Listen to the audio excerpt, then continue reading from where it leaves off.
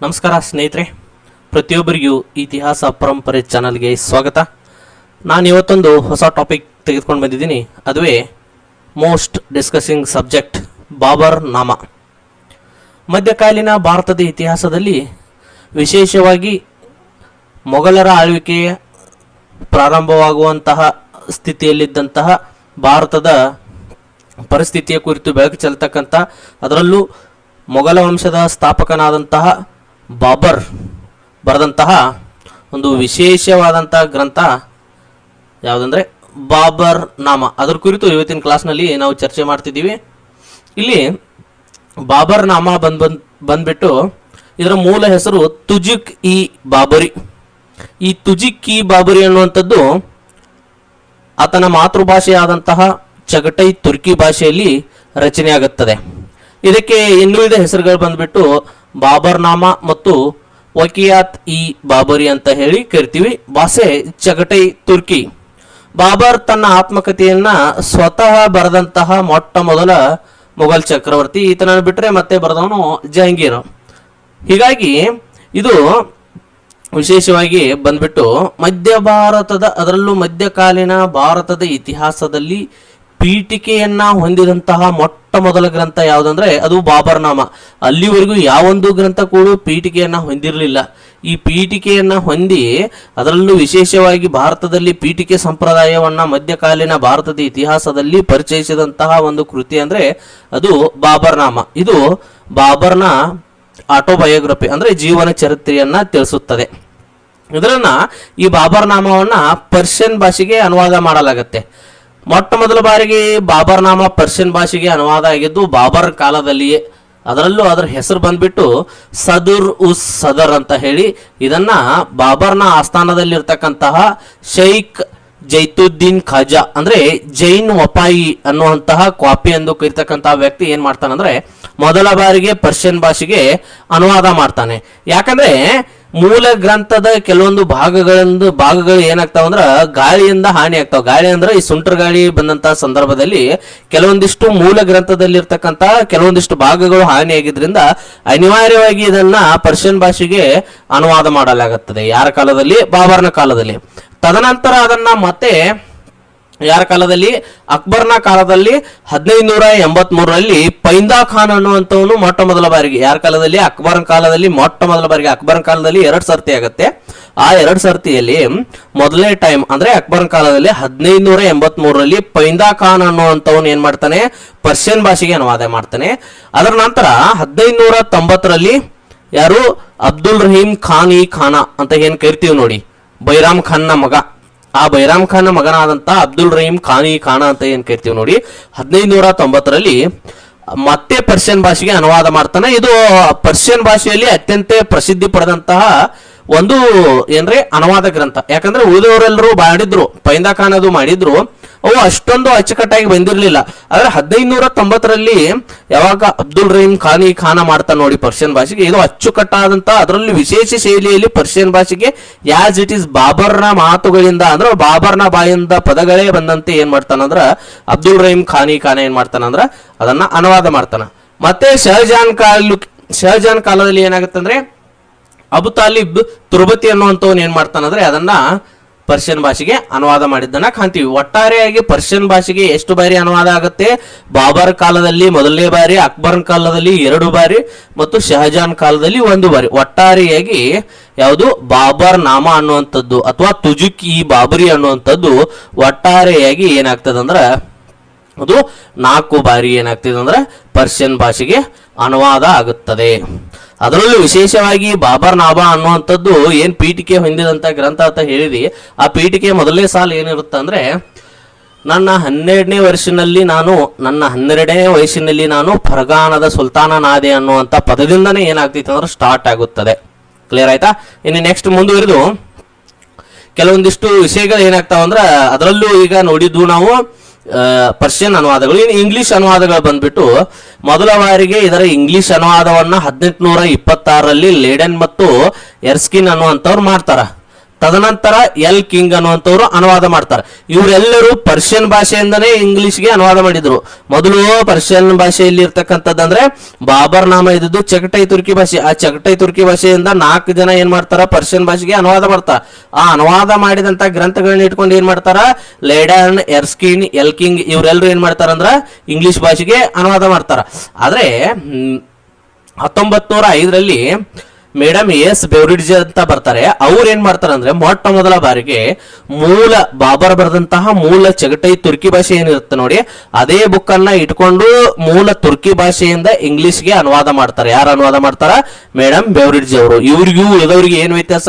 Madam ಬೆವರಿಡ್ಜ್ ಮಾಡಿದ್ದು ಮೂಲ ತುರ್ಕಿ ಭಾಷೆಯಿಂದ ಇಂಗ್ಲಿಷ್ಗೆ, ಆದ್ರೆ ಅವರು ಲೆಡನ್ನ, ಎರ್ಸ್ಕಿನ್ನ ಮತ್ತು ಎಲ್ಕಿಂಗ್ ಅವರು ಮಾಡಿದ್ದು ಪರ್ಷಿಯನ್ ಭಾಷೆಯಿಂದ ಇಂಗ್ಲಿಷ್ಗೆ ಅನುವಾದ ಮಾಡಿದ್ದು. ಹಾಗಾಗಿ ಮೇಡಮ್ ಬೆವರಿಡ್ಜ್ ಅವರು ಏನ್ ಮಾಡ್ತಾರಲ್ಲ 1905ರಲ್ಲಿ ಇದು ಮೂಲ ತುರ್ಕಿ ಭಾಷೆಯಿಂದನೇ ನೇರವಾಗಿ ಇಂಗ್ಲಿಷ್ಗೆ ಮೆಮರೀಸ್ ಆಫ್ ಬಾಬರ್ ಅನ್ನುವಂತ ಶೀರ್ಷಿಕೆಯಲ್ಲಿ ಏನಾಗುತ್ತೆ ಅನುವಾದ ಆಗ್ತೈತಿ. ಪ್ರಸ್ತುತ ಎಲ್ಲರೂ ಸ್ಟಡಿ ಮಾಡ್ತಿರೋದು ಮೇಡಮ್ ಬೆವರಿಡ್ಜ್ ಅವರ ಗ್ರಂಥನೇ ಸ್ಟಡಿ ಮಾಡ್ತಿದ್ದಾರೆ. ಅದೇ ರೀತಿಯಾಗಿ 1871ರಲ್ಲಿ ಫ್ರೆಂಚ್ ನಲ್ಲೂ ಅನುವಾದ ಆಗ್ತೈತಿ. ಆ ಫ್ರೆಂಚ್ ನಲ್ಲಿ ಅನುವಾದ ಆದಂತ ಗ್ರಂಥವನ್ನ ಪ್ರಕಟಿಸಿದವರು ಹೆನ್ರಿ ಪೌಲ್ ಕಾರ್ಟೆಲ್ ಅನ್ನುವಂಥವ್ರು ಏನ್ ಮಾಡ್ತಾರಂದ್ರ 1871ರಲ್ಲಿ ಫ್ರೆಂಚ್ ಭಾಷೆಗೆ ಅನುವಾದ ಮಾಡ್ತಾರ. ಒಟ್ಟಾರೆಯಾಗಿ ಬಾಬರ್ ನಾಮ ಎಷ್ಟು ಭಾಷೆಗೆ ಅನುವಾದ ಆಯಿತು ಗೊತ್ತಿರುವಂತೆ, ಮೊದಲು ತುರ್ಕಿ ಭಾಷೆ, ತುರ್ಕಿ ಭಾಷೆಯಿಂದ ಪರ್ಷಿಯನ್ ಭಾಷೆಗೆ, ಪರ್ಷಿಯನ್ ಭಾಷೆಯಿಂದ ಇಂಗ್ಲಿಷ್ ಭಾಷೆಗೆ, ಜೊತೆಗೆ ಫ್ರೆಂಚ್ ಭಾಷೆಗೂ ಅನುವಾದ ಆಗ್ತೈತಿ. ಇದನ್ನೆಲ್ಲ ನೋಡಿ ಅಂತ ಎಲ್ಪಿನ್ ಸ್ಟೋನ್ ಅನ್ನುವಂಥವ್ರು ಏನ್ ಹೇಳ್ತಾರ ಅಂದ್ರ ಬಾಬರ್ ನಾಮವನ್ನು ಏಷ್ಯಾದ ಏಕೈಕ ನಿಜವಾದ ಇತಿಹಾಸ ಕೃತಿ ಅಂತ ಹೇಳಿದ್ದಾರೆ. ಯಾರು ಹೇಳ್ತಾರ? ಎಲ್ಪಿನ್ ಸ್ಟೋನ್ ಅವರು ಹೇಳ್ತಾರ. ಇದು ಒಟ್ಟಾರೆಯಾಗಿ ಬಾಬರ್ ನಾಮ 1529 ಕ್ರಿಸ್ತ ಶಕ 1529ರವರೆಗೆ ನಡೆದಂತ ಘಟನೆಗಳ ಮೇಲೆ ಏನ್ ಮಾಡ್ತೈತಿ ಅಂದ್ರ ಬೆಳಕು ಚೆಲ್ಲಿದ್ದನ್ನ ಕಾಣ್ತೀವಿ. ಇನ್ನು ಬಾಬರ್ ನಾಮದಲ್ಲಿ ಉಲ್ಲೇಖಿಸಲಾದಂತ ಪ್ರಮುಖವಾದಂತ ವಿಷಯಗಳು ಏನಿದಾವಂತ ನೋಡಿದಾಗ, ರಸ್ತೆ ಅಳತೆಗಾಗಿ ಅಂದ್ರ ಅಂದಿನ ಕಾಲದಲ್ಲಿ ಸರ್ವೆ ಡಿಪಾರ್ಟ್ಮೆಂಟ್ ನವರು ರಸ್ತೆ ಅಳತೆಗಾಗಿ ಬಳಸ್ತಕ್ಕಂತ ಗಜ್ ಇ ಬಾಬರಿ ಅನ್ನುವಂತ ಒಂದು ಅಳತೆ ಸಾಧನ ಇತ್ತು. ಅದನ್ನ ಮೊದಲ ಬಾರಿಗೆ ಎಲ್ಲಿ ಉಲ್ಲೇಖ ಮಾಡಿದಾರ ಅಂದ್ರ ಬಾಬರ್ ನಾಮದಲ್ಲಿ ಉಲ್ಲೇಖ ಮಾಡಿದಾರ. ಇದರ ಕುರಿತು ಅಂದ್ರೆ ಈ ಬಾಬರ್ ನಾಮದಲ್ಲಿ ಉಲ್ಲೇಖವಾದಂತಹ ಗಜ್ ಇ ಬಾಬರಿ ಅನ್ನುವಂತ ಒಂದು ಅಳತೆ ಸಾಧನ ಏನೈತಿ ನೋಡಿ, ಆ ಅಳತೆ ಸಾಧನವನ್ನ ಅಪ್ ಟು ಎಲ್ಲಿವರೆಗೆ ಅಂದ್ರೆ ಜಹಂಗೀರ್ನ ಕಾಲದವರೆಗೂ ಏನ್ ಮಾಡಿದಾರ ಅಂದ್ರ ಬಳಸಿದ್ದನ್ನ ಕಾಣ್ತೀವಿ. ಯಾವ್ದದು ಸಾಧನ ಅಥವಾ ಯಾವ್ದೊಂದು ಮಾನ ಯಾವ್ದಂದ್ರ ಗಜ್ ಇ ಬಾಬರಿ ಅನ್ನುವಂತಹ ಒಂದು ಮಾನ.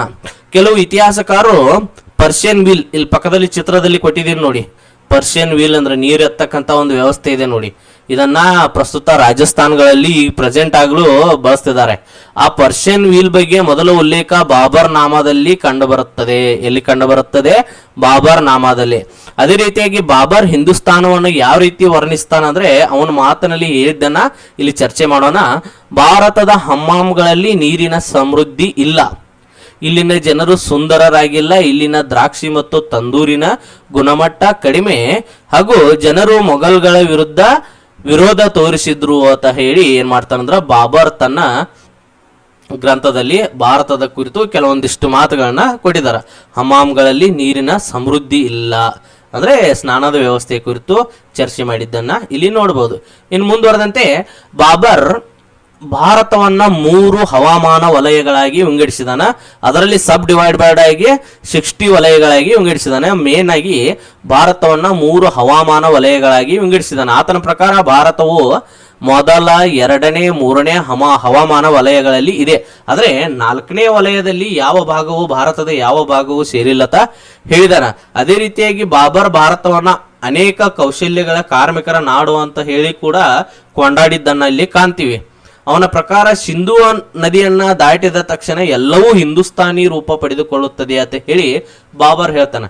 ಯಾವಾಗಿ ವಾಯುವ್ಯ ಭಾರತದಿಂದ ಅಂದ್ರ ಅಫ್ಘಾನಿಸ್ತಾನ್ ಕಡೆಯಿಂದ ಬರ್ತಾನಲ್ಲ ಬಾಬರ, ಯಾರೇ ಬರಲಿ ಭಾರತವನ್ನ ಸಿಂಧೂ ನದಿ ದಾಟಿದ್ರಂದ್ರ ಇಲ್ಲಿ ಇರ್ತಕ್ಕಂಥ ಪ್ರಕೃತಿ ತಾನೇ ಹಿಂದೂಸ್ತಾನಿ ರೂಪ ಅಂದ್ರೆ ಹಿಂದೂಸ್ತಾನಿ ಪ್ರಕೃತಿಯಾಗಿ ಎಲ್ಲರ ಕಣ್ಣಿಗೆ ಕಾಣ್ತೈತಿ ಅನ್ನೋದನ್ನ ಬಾಬರ್ ಇಲ್ಲಿ ಹೇಳಿದ್ದನ್ನ ನಾವು ಸ್ಮರಿಸಬಹುದು. ಬಾಬರ್ ವಿಶೇಷವಾಗಿ ಆತ ನಿಸರ್ಗ ಪ್ರಿಯನಾಗಿದ್ದ, ಪ್ರಕೃತಿ ಪ್ರಿಯನಾಗಿದ್ದ. ಆತನ ಗ್ರಂಥದಲ್ಲಿ ಭಾರತದ ಸಸ್ಯ ಮತ್ತು ಪ್ರಾಣಿಗಳ ಬಗ್ಗೆಯೂ ಅಪೂರ್ವವಾದಂತಹ ವಿಫಲವಾದ ಮಾಹಿತಿಗಳು ಇದ್ದಿದ್ದನ್ನು ನಾವು ಕಾಣಬಹುದು. ಅದರ ಜೊತೆಗೆ ಆತ ಭಾರತದ ಮಾವಿನ ಹಣ್ಣನ್ನ ಅತ್ಯಂತ ವಿಶೇಷವಾಗಿ ಇಷ್ಟಪಟ್ಟು ತಿಂದಿದ್ದನ್ನ ನಾವಿಲ್ಲಿ ಕಾಣ್ತೀವಿ. ಹಾಗಾಗಿ ಮಾವಿನ ಹಣ್ಣನ್ನ ಆತ ಭಾರತದ ಅತ್ಯುತ್ತಮ ಹಣ್ಣು ಅಂತ ಗುರುತಿಸಿದಾನ. ಜೊತೆಗೆ ಇಲ್ಲಿನ ಪ್ರಾಣಿಗಳಲ್ಲಿಯೇ ವಿಶೇಷವಾಗಿ ಆನೆಯನ್ನ ವಿಶೇಷ ಪ್ರಾಣಿ, ಆತನ ಪ್ರೀತಿಯ ಪ್ರಾಣಿ ಅಂತ ಹೇಳಿ ಪರಿಗಣಿಸಿದ್ದನ್ನ ನಾವು ಇಲ್ಲಿ ಕಾಣಬಹುದು. ಜೊತೆಗೆ ಏನ್ ಹೇಳ್ತಾನಂದ್ರ, ನಾನು ಆಗ್ರಾದಲ್ಲಿ ಜ್ಯಾಮಿತಿಯ ವಿನ್ಯಾಸದಲ್ಲಿ ಒಂದು ತೋಟವನ್ನ ನಿರ್ಮಿಸಿದೆ, ಅದನ್ನು ನೂರ್ ಇ ಅಫ್ಘಾನ್ ಅಥವಾ ಆರಾಮ್ಬಾಗ್ ಅಥವಾ ರಾಮ್ಬಾಗ್ ಅಂತ ಹೇಳಿ ಕರೀತಾರ, ಅದನ್ನ ನಿರ್ಮಿಸಿದೆ.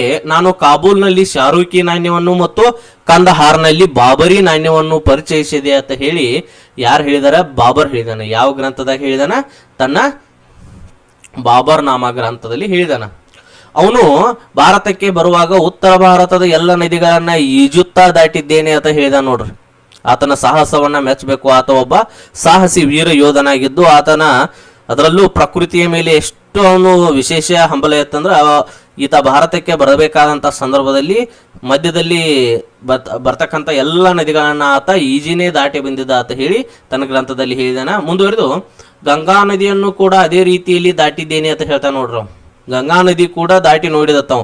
ಬರೀ ವಾಯುವ್ಯ ಭಾರತದ ಅಟ್ಟ ಅಲ್ಲ, ಇಲ್ಲಿ ಬಂದ ನಂತರ ಭಾರತದಲ್ಲಿ ಹೆತ್ತಕ್ಕಂಥ ದೊಡ್ಡದಾದ ನದಿ ಅಂತ ಗಂಗಾ ನದಿಯನ್ನು ಕೂಡ ದಾಟಬೇಕಂತ ಹೇಳಿ, ತನ್ನ ಸಾಹಸವನ್ನ ಮೆರಿಬೇಕಂತ ಹೇಳಿ ಗಂಗಾ ನದಿಯನ್ನು ಕೂಡ ದಾಟಿದಾನ. ಬಾಬರ್ ಪರ್ಷಿಯನ್ ಮತ್ತು ತುರ್ಕಿ ಎರಡೂ ಭಾಷೆಗಳಲ್ಲಿ ಪಾಂಡಿತ್ಯವನ್ನು ಹೊಂದಿದ್ದನು. ವಿಶೇಷವಾಗಿ ಆತನ ಪರ್ಷಿಯನ್ ಪದ್ಯಗಳನ್ನ ತನ್ನದೇ ಆದ ಹೊಸ ಶೈಲಿಯಲ್ಲಿ ಬರಿತಾನ. ಆ ಹೊಸ ಶೈಲಿಯನ್ನ ಮುಬಾಯನ್ ಶೈಲಿ ಅಂತ ಹೇಳಿ ಕರೀತಾರ, ಅಥವಾ ಮುಬಾಯನ್ ಮಾಧ್ಯಮ ಅಂತ ಹೇಳಿನೂ ಕರಿಬಹುದು. ಮುಬಾಯನ್ ಪರ್ಷಿಯನ್ ಕಾವ್ಯದ ಒಂದು ಹೊಸ ಶೈಲಿಯಾಗಿ ಗುರುತಿಸಿಕೊಳ್ತು. ಅದನ್ನ ಅಭಿವೃದ್ಧಿಪಡಿಸಿದವನು ಯಾರಂದ್ರೆ ಬಾಬರ್ ಅಭಿವೃದ್ಧಿಪಡಿಸಿದ್ದನ್ನ ಕಾಣ್ತೇವೆ. ಹಾಗಾಗಿ ಬಾಬರ್ ಮುಬಾಯನ್ ಶೈಲಿ ಅಂತ ಹೇಳಿ ಇವತ್ತಿಗೂ ಕೂಡ ಅದನ್ನ ಕರೀತಾರ. ಅಬುಲ್ ಫಜಲ್ ತನ್ನ ಗ್ರಂಥದಲ್ಲಿ ಒಂದ್ ಕಡೆ ಹೇಳ್ತಾನ, ಬಾಬರ್ ಪರ್ಷಿಯನ್ ನಲ್ಲಿ ಮಸ್ನವಿ ಇ ಮುಬಿನ್ ಅನ್ನುವಂತಹ ಮಸ್ನವಿಗಳನ್ನ ಬರೆದಿದ್ದಾನ. ಅದ್ ಜೊತೆಗೆ ತುರ್ಕಿ ಪದ್ಯ ರಚನೆಯಲ್ಲಿ ಬಾಬರ್ನ ಸ್ಥಾನವು ಯಾವ ಮಟ್ಟಿಗೆ ಇತ್ತಂದ್ರ, ತುರ್ಕಿ ಭಾಷೆಯಲ್ಲಿ ಶ್ರೇಷ್ಠ ಕವಿಯಾಗಿರ್ತಕ್ಕಂಥ ಮೀರ್ ಅಲಿ ಶೇರ್ ಬೇಗ್ ಅವರ ನಂತರ ಎರಡನೇ ಸ್ಥಾನವನ್ನ ಬಾಬರ್ ಪಡೆದಿದ್ದ ಅಂತ ಹೇಳಿ ಅಬುಲ್ ಫಜಲ್ ಹೇಳ್ತಾನ. ಯಾರು ಹೇಳ್ತಾರ? ಅಬುಲ್ ಫಜಲ್ ಹೇಳಿದ್ದನ್ನ ನಾವಿಲ್ಲಿ ಕಾಣಬಹುದು. ಜೊತೆಗೆ ಬಾಬರ್ ರಚಿಸಿದಂತ ತುರ್ಕಿ ಹಾಡುಗಳ ಸಂಕಲನವನ್ನ ದಿವಾನ್ ಎಂದು ಕರೆಯುತ್ತಾರೆ. ಅವನು ಅತ್ಯುತ್ತಮ ಕವಿಯಾಗಿದ್ದತ್ತ ಆಲ್ರೆಡಿ ಹೇಳಿದೇನ. ಆತ ಬರೆದಂತ ಒಂದು ಕವನ ಸಂಕಲನ ಯಾವುದಾಗಿತ್ತಂದ್ರ ದಿವಾನ್ ಆಗಿತ್ತು. ಇದನ್ನ ತುರ್ಕಿ ಭಾಷೆಯಲ್ಲಿ ಬರೆದಿದ್ದ. ಬಾಬರ್ ಒಂದು ಸ್ವತಃ ಲಿಪಿಯನ್ನ ಕಂಡು ಹಿಡಿದಿದ್ದ. ಆ ಲಿಪಿ ಹೆಸರು ಬಾಬ್ರಿ ಲಿಪಿ. ಆ ಬಾಬ್ರಿ ಲಿಪಿಯನ್ನ ಕಂಡು ಹಿಡಿದಂತ ಆತ ವ್ಯಕ್ತಿ ತನ್ನದೇ ಆದ ಲಿಪಿಯಲ್ಲಿ ಕುರಾನ್ ಅನ್ನ ಬರೆದ ಅದನ್ನ ಮೆಕ್ಕಾಗಿ ಗಿಫ್ಟ್ ಆಗಿ ಕಳಿಸಿದ್ದ ಅನ್ನೋದನ್ನ ಕೂಡ ಇಲ್ಲಿ ಸ್ಮರಿಸಬಹುದು. ಜೊತೆಗೆ ಉಬೈದುಲ್ಲಾ ಅಹರಾರ್ ರಚಿಸಿದಂತಹ ರಸಾಲ್ ಇ ವಾಲಿದಿಯಾ, ಯಾವುದು? ಉಬೈದುಲ್ಲಾ ಅಹರಾರ್ ರಚಿಸಿದಂತಹ ರಿಸಾಲ್ ಈ ವಾಲಿದಿಯಾ ಅನ್ನುವಂತ ಗ್ರಂಥವನ್ನ ತುರ್ಕಿ ಪದ್ಯಗಳಾಗಿ ಅನುವಾದಿಸಿದ್ದು. ಈ ಕೃತಿಯನ್ನ ಖತ್ ಇ ಬಾಬರಿ ಅಂತ ಹೇಳಿ ಕರೀತಾರ. ಇವೆಲ್ಲವೂ ಏನ್ ಮಾಡ್ತಾವಂದ್ರ, ಈ ಬಾಬರ್ ಒಬ್ಬ ವಿಶೇಷ, ಅದರಲ್ಲೂ ಪಾಂಡಿತ್ಯ ಹೊಂದಿದಂತ ಮಹಾನ್ ವಿದ್ವಾಂಸನಾಗಿದ್ದು, ಸಾಹಿತ್ಯ ಜೊತೆಗೆ ಕಾವ್ಯಗಳಲ್ಲೂ ಕೂಡ ಆತನ ವಿಶೇಷ ಅನುಭವ ಇದ್ದದ್ದನ್ನ ನಾವಿಲ್ಲಿ ಕಾಣಬಹುದು. ಜೊತೆಗೆ ಬಾಬರ್ ನ್ಯಾಯದ ಕುರಿತು ಒಂದು ಪುಸ್ತಕವನ್ನ ಬರೆದಿದ್ದ. ಅದು ಅತ್ಯುತ್ತಮ ಇಂದಿನ ಕಾಲದ, ಅದರಲ್ಲೂ ವಿಶೇಷವಾಗಿ ಮೊಘಲರ ಆಳ್ವಿಕೆಯಲ್ಲಿ ಒಂದು ಅತ್ಯುತ್ತಮ ನ್ಯಾಯದ ಗ್ರಂಥವಾಗಿ ಪ್ರಶಂಸಿಸಲ್ಪಟ್ಟಿದ್ದನ್ನ ಕೂಡ ನಾವು ಇಲ್ಲಿ ಕಾಣಬಹುದು. ಜೊತೆಗೆ ಈ ಬಾಬರ್ ನಾಮ ಅಂದಿನ ಕಾಲದ ಸಮಕಾಲೀನ ರಾಜರ ಕುರಿತು ಉಲ್ಲೇಖವನ್ನ ನೀಡುತ್ತದ. ಅದರಲ್ಲಿ ವಿಶೇಷವಾಗಿ ಒಂದು 18 ಜನರ ಉಲ್ಲೇಖ ನೀಡಿದ್ದು, ಅದರಲ್ಲಿ ಕೇವಲ 3 ಜನ ಹಿಂದೂ ರಾಜರ ಉಲ್ಲೇಖ ಇದೆ. ಅದರಲ್ಲೂ ಮೊದಲನೇದಾಗಿ ಬರ್ತಕ್ಕಂಥವನೇ ದಕ್ಷಿಣ ಭಾರತದಲ್ಲಿ ಅಂದಿನ ಕಾಲದಲ್ಲಿ ಸಮಕಾಲೀನ ಅರಸನಾದಂಥ ವಿಜಯನಗರ ಸಾಮ್ರಾಜ್ಯದ ಕೃಷ್ಣ ದೇವರಾಯನ ಉಲ್ಲೇಖ ಇತ್ತು. ಜೊತೆಗೆ ಮೇದಿನಿ ರಾಯನ ಉಲ್ಲೇಖ ಇತ್ತು. ಚಂದೇರಿ ಏನೈತಿ ಅದರ ಮೇದಿನಿ ರಾಯನ ಉಲ್ಲೇಖ ಇತ್ತು. ಅದರ ಜೊತೆಗೆ ರಾಣಾ ಸಂಘನ ಉಲ್ಲೇಖ ಇದ್ದದ್ದನ್ನ ಕಾಣಬಹುದು. ವಿಶೇಷವಾಗಿ ಇವೆಲ್ಲವೂ ಬಾಬರ್ ನಾಮದಲ್ಲಿ ಉಲ್ಲೇಖವಿರತಕ್ಕಂತಹ ಮಾಹಿತಿ. ಇದರ ಜೊತೆಗೆ ಇನ್ನುಳಿದ ಟಾಪಿಕ್ಗಳನ್ನ ಇದೇ ಮಾರ್ಚ್ 1ರಿಂದ ಪ್ರಾರಂಭ ಆಗ್ತಕ್ಕಂಥ ನಮ್ಮ ಕ್ಲಾಸ್ನಲ್ಲಿ ಚರ್ಚಿಸಲಾಗುವುದು. ಪ್ರತಿಯೊಂದು ವಿಷಯ ಕೂಡ ಇಷ್ಟ ವಿಶೇಷವಾದ ಕಂಟೆಂಟ್ಗಳನ್ನ ಹೊಂದಿರುತ್ತದೆ. ಇನ್ನೂ ಯಾರು ನೋಂದಣಿ ಮಾಡ್ಕೊಂಡಿಲ್ಲ ನೋಡಿ, ನೋಂದಣಿ ಮಾಡ್ಕೊಳ್ಳಿ ಅಂತ ಹೇಳ್ತಾ ನಮ್ಮ ಇವತ್ತಿನ ಕ್ಲಾಸ್ಗೆ ಒಂದು ವಿರಾಮವನ್ನ ನೀಡ್ತಿದ್ದೀನಿ. Good bye.